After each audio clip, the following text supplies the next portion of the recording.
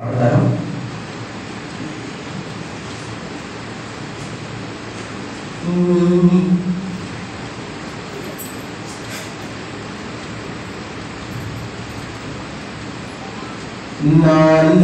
అనుపదమే నాద సుధారసమై, నానా అనుపదమే నాద సుధారసమై, నడిపించును జీవితం నవరసభరితం నవరసభరితం.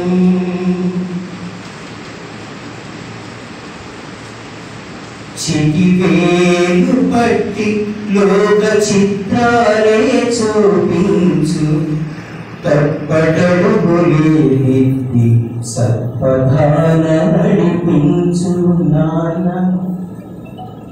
చిటివేలు పట్టి లోక చిత్రాలే చూపించు, తప్పటడుగులేని సత్పథాన నడిపించు. జీవిలి ఆశలతోనే జీవితాశయాలు నింపి, జీవిలి ఆటలతోనే జీవిలి ఆటలలోనే జీవితాశయాలు నింపి, ఇంతింతై ఎదుగు వేళ ఎంతెంతో మురిసిపోవు నాన్న. నానా అనుపదమే నాద సుధారసమై, నడిపించును జీవితం నవరసభరితం నవరసభరితం. మాటలు మాట్లాడి ఇంకో పాట పాడతాను. కరీంనగర్ ఎంత గొప్ప మన తెలంగాణ ప్రాంతంలో కళాకారులు, గొప్ప కళాకారులు, గొప్ప కవులు, విద్వాంసులు, రాజకీయ నాయకులు, దేవుళ్ళు ఉన్న గడ్డ ఇది. అయితే మీరు కరీంనగర్కి రావాలంటే హైదరాబాద్ నుంచి మా మెదక్లోంచే రావాలి, మా సిద్దిపేటలోంచే రావాలి. సో మీరు అక్కడి నుంచి వస్తారు. ఈ కరీంనగర్లో ఇంత పేర్లు చెప్తే చాలా లేట్ అవుతుంది. ఎంత గొప్ప కళాకారుడు. సంగీత సాహిత్య సమలంకృతే, స్వరరాగ పదయోగ సమభూషితే. సంగీత సాహిత్య సమలంకృతే, స్వరరాగ పదయోగ సమభూషితే.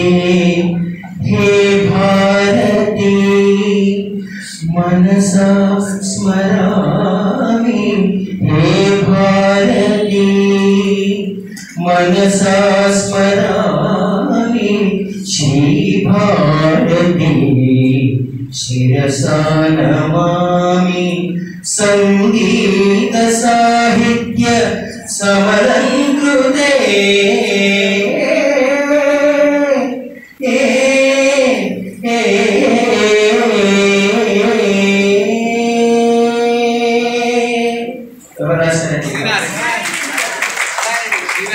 నారాయణ రెడ్డి గారు. ఒకరోజు నారాయణ రెడ్డి గారు ఎంత వాత్సల్యంగా నన్ను చూసుకునేవారంటే, నేను మెదక్ జిల్లా నుంచి పల్లెటూరు నుంచి హైదరాబాద్కి వచ్చాను. 10th క్లాస్ తప్పి పక్క వాళ్ళ దగ్గర డబ్బులు ఎడుక్కొని అలాంటి చోటుకి వెళ్తున్నానని మా నాన్నగారు చెప్పుకొని వచ్చేసాను హైదరాబాద్. సంగీతం నేర్చుకోవాలి, మన సంగీతం తప్ప ఏం రాదు అని హైదరాబాద్కి వచ్చాను.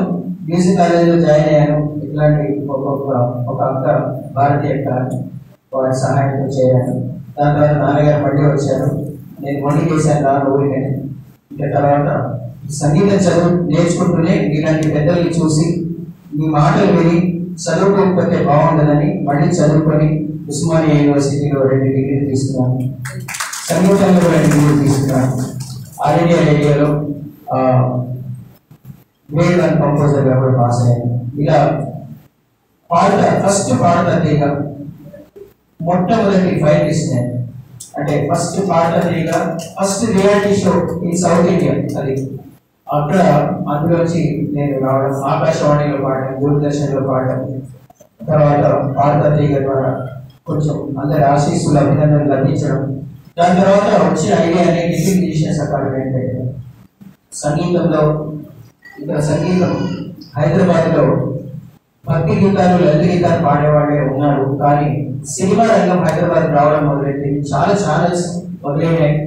అక్కడ గాయకుల అవసరం ఏర్పడింది. అప్పుడు ఇక్కడ ఉన్న పెద్దలందరూ కూడా ఇక్కడ సినిమా రంగంలో అన్ని అయ్యేవి, ఇక్కడ సంగీతం మాత్రం చెన్నైలో అయ్యేది. మేమందరం వెళ్ళి అక్కడే రికార్డింగ్ చేసుకొని వచ్చేవాళ్ళం. ఒక కోరస్ అయినా అక్కడే రికార్డింగ్ చేసుకొని వచ్చేవాళ్ళం. ఏంటి అని అడిగితే ఇక్కడ మన దగ్గర సంగీతం అంటే సినిమా కోసమే ఉండే గాయకులు లేరు అన్న తర్వాత నాకు ఒక వచ్చిన ఆలోచన ఏంటంటే మన దగ్గర లేరు, లేకపోతే ఏం చేస్తాం, పక్క వాళ్ళని అనుకుంటాం. అదే జరిగేది. లేదంటే పండించుకుంటాం. ఏది బెస్ట్ అంటే పండించుకోవాలి. ఎంతసేపు అనుకుంటాం మనం, పండించుకుంటాం. నేను ఒక సినిమా చూశాను చిన్నప్పుడు, కృష్ణ గారి సినిమా. వాళ్ళందరూ మోసం చేసి తిరిగి ఏదో ఒక గుట్ట లాంటిది ఇస్తారు.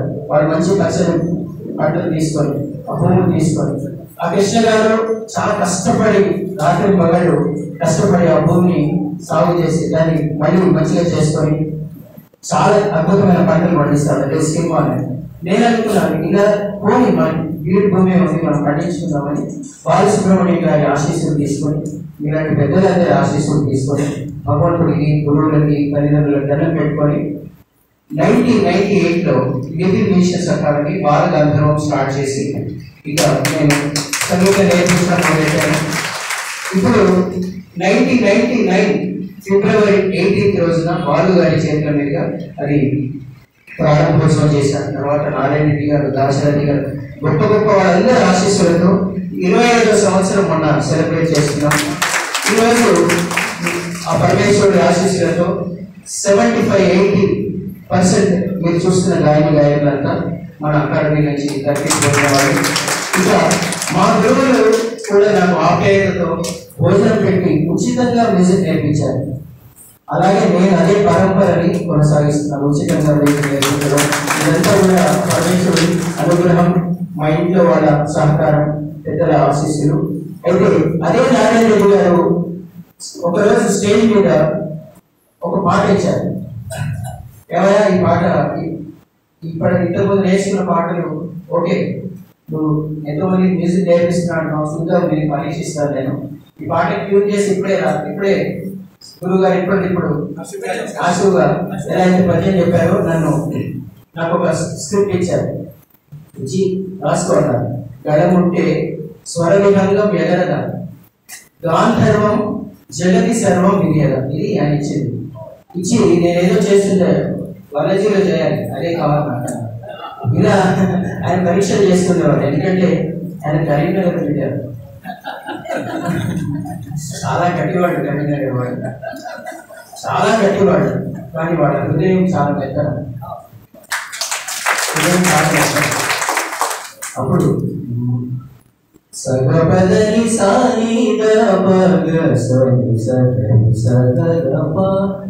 లైవ్ ఆర్కెస్ట్రా ఉంది.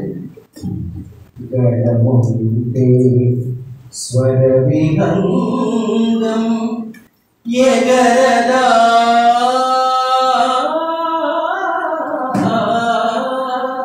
మళ్ళీ ఆఖరి గాంధర్వంలో గా ఉంది కదా, అది స్వరాక్షర కావాలి. సంగీతం బాగా తెలుసు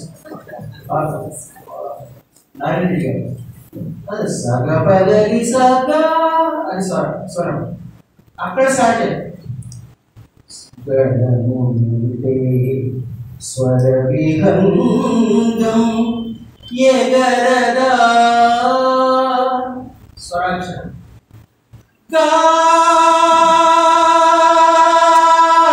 గాంధర్వం జగతి సర్వం విరియదా.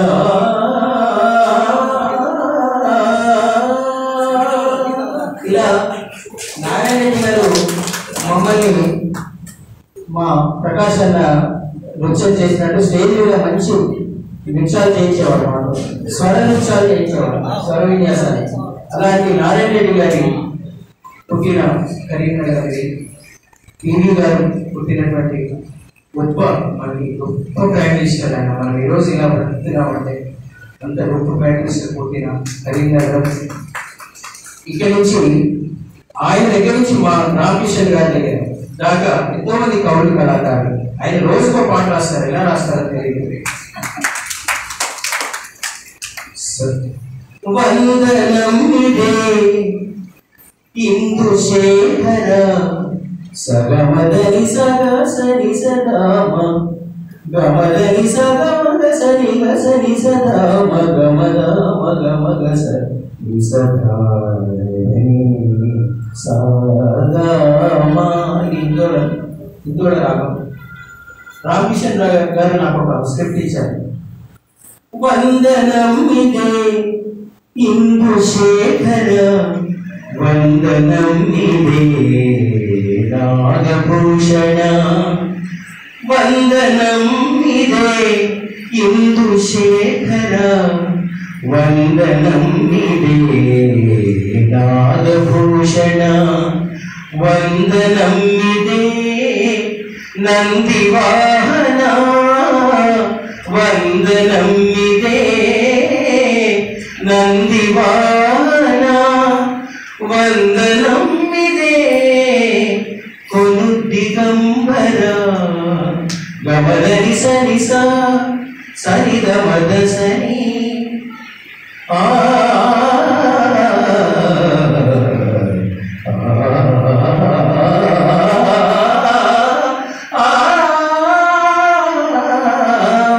వందనమిదే ఇందుశేఖర వందనమిదే నాగభూషణ.